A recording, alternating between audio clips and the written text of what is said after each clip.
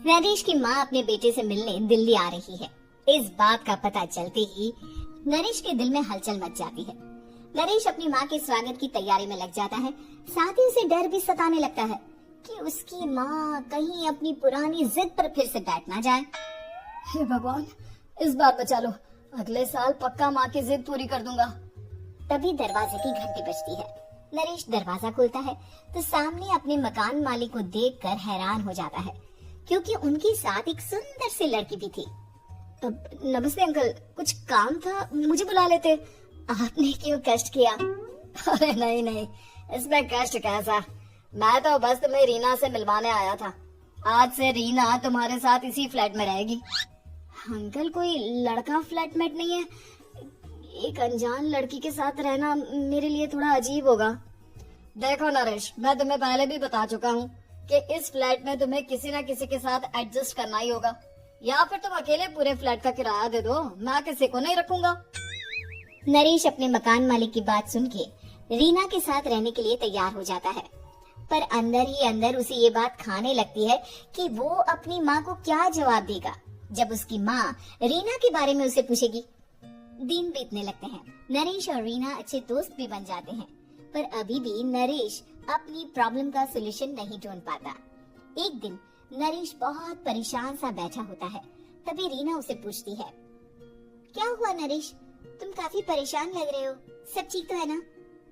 हाँ सब ठीक है, बस एक छोटी सी प्रॉब्लम है। वो एक्चुअली 2 दिन बाद मेरी माँ मुझसे मिलने आ रही है। अरे तो इसमें प्रॉब्लम क्या है, ये तो खुशी की बात है। हाँ रीना, बट मेरी माँ एक जिद लेकर बैठ गई है कि मैं शादी कर लूं, पर मैं अभी इस चीज के लिए तैयार नहीं हूँ।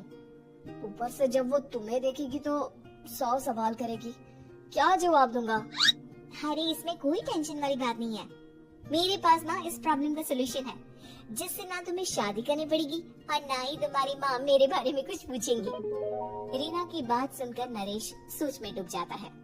वो सोचता है कि रीना खुले ख्यालों वाली लड़की है, कहीं माँ को सच बता ना दे। नरेश को सोच में डूबा देखकर रीना कहती है, अरे क्या हुआ, किस सोच में पड़ गए? डोंट वरी, जैसा तुम सोच रहे हो ना वैसे कुछ भी नहीं है, मेरे पास एक प्लान है। मैं कुछ समझ नहीं पा रहा हूँ, कैसा प्लान? मैं समझाती हूँ। हम ना एक कॉन्ट्रैक्ट मैरिज कर लेते हैं। फिलहाल मेरे पास जॉब नहीं है, तो तुम इस रूम का किराया दे देना जब तक तुम्हारी माँ यहाँ रहेंगी, सिर्फ तब तक। और तुम अपनी माँ से कह देना कि मैं तुम्हारी पत्नी हूँ, इससे वो मेरे यहाँ रहने पर कोई सवाल भी नहीं करेंगी। अरे बात तुम्हारी ठीक है, पर माँ से झूठ बोलना, ना ना पापा, मैं ये रिस्क नहीं ले सकता। कोई और आइडिया दो ना तुम। देखो मंजूर हो तो बोलो, वरना सच बता दो, मुझे कोई प्रॉब्लम नहीं है। रीना की बात सुनकर नरेश सोच में डूब जाता है। बहुत सोचने के बाद जब उसे कोई रास्ता नहीं मिलता तो वो रीना के बताए हुए रास्ते पर चलने के लिए तैयार हो जाता है। वो रीना से बात करता है और अपनी माँ की पसंद और नापसंद के बारे में बताता है। रीना भी नरेश की सभी बातों को ध्यान से सुनती है, ताकि कहीं उससे कोई गलती ना हो जाए। आखिर वो दिन भी आ जाता है जब नरेश की माँ उससे मिलने दिल्ली आ जाती है। नरेश अपनी माँ को फ्लैट पर लेकर जाता है। जैसे ही नरेश की माँ फ्लैट के अंदर जाती है, रीना उसके पैर छू लेती है। ये देखकर नरेश की माँ थोड़ी घबरा जाती है और नरेश से पूछती है, अरे बेटा नरेश, ये कौन है? माँ, ये आपकी बहू रीना है। माफी चाहता हूँ, सब कुछ इतनी जल्दी में हुआ कि आपको बता ही नहीं पाया, इसलिए सोचा कि क्यों ना आपको सरप्राइज दिया जाए। अरे बेटा, मैं तो बस तेरा घर बसा हुआ देखना चाहती थी। हाँ, बहुत अरमान थे अपनी इकलौती बेटी की शादी को लेकर, लेकिन कोई बात नहीं, शायद किस्मत को यही मंजूर होगा। ये कहते ही नरेश की माँ रीना को गले लगा लेती है। रीना बेटिया, मेरा बेटा ना थोड़ा नादान है, पर तुम काफी समझदार लगती हो और मैं जानती हूँ कि तुम इसका बहुत अच्छे से ध्यान रखोगी। माँ आप चिंता मत कीजिए, मैं सब संभाल लूंगी।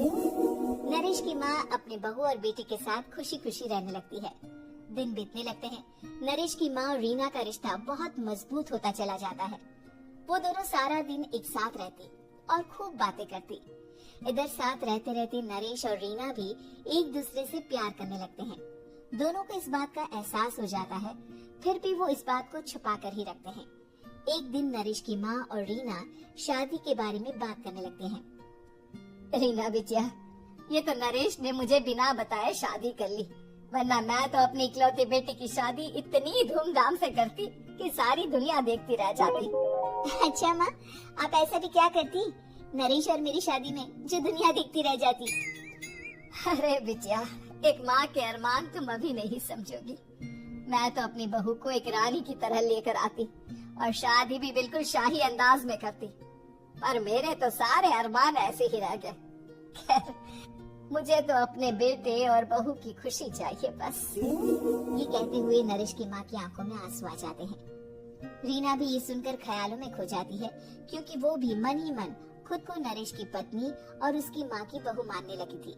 शाम को जब नरेश ऑफिस से घर आता है तो रीना खुद को रोक नहीं पाती और नरेश के सामने उसकी माँ को अपने और नरेश के रिश्ते का सारा सच बता देती है। रीना की बात सुनकर नरेश की माँ दोनों से बहुत नाराज हो जाती है और घर वापस जाने की बात करने लगती है।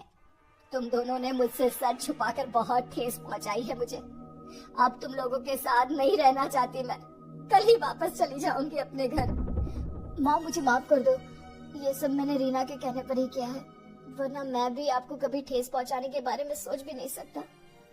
हाँ माँ, हमने ये सिर्फ आपका दिल रखने के लिए किया, प्लीज हम दोनों को माफ कर दीजिए। तुम दोनों ने मेरे अरमानों के साथ खिलवाड़ किया है, और वैसे भी मुझे अपने बेटे के लिए एक अच्छी लड़की ढूंढनी है, इसलिए मेरा यहाँ से जाना ही बेहतर होगा। माँ की ये बात सुनकर रीना खुद को रोक नहीं पाती। माँ, क्या मैं आपके घर की बहू बनने लायक नहीं हूँ? रीना की बात सुनकर नरेश हैरान रह जाता है। नरेश की माँ भी कुछ समझ नहीं पाती। मैं कुछ समझी नहीं, आखिर तुम कहना क्या चाहती हो? माँ, मैं वो नरेश से बहुत प्यार करती हूँ और साथ ही साथ मैं आपको भी अपनी माँ मान बैठी हूँ। आज जब आपकी बातें सुनी तो खुद को रोक नहीं पाई, इसलिए सारा सच आपको बता दिया। रीना की बात सुनकर नरेश की माँ की आंखों में आंसू आ जाते हैं और वो अपने बेटे नरेश और रीना को गले लगा लेती है। मेरे घर की बहू तो सिर्फ रीना बिटिया ही बनेगी। मैं आज ही तुम दोनों की शादी की तारीख निकलवा दूंगी, बस एक बार तुम्हारे घर वाले मान जाए। उसी दिन रीना के माता पिता भी उनके फ्लैट पर आ जाते हैं। दोनों परिवार आपस में बैठकर बातें करते हैं और शादी के लिए राजी हो जाते हैं। रीना भी कॉन्ट्रैक्ट फाड़ देती है और कहती है, सही मायने में मैं अब बहू बनूंगी, अब तक तो सिर्फ कॉन्ट्रैक्ट वाली बहू थी।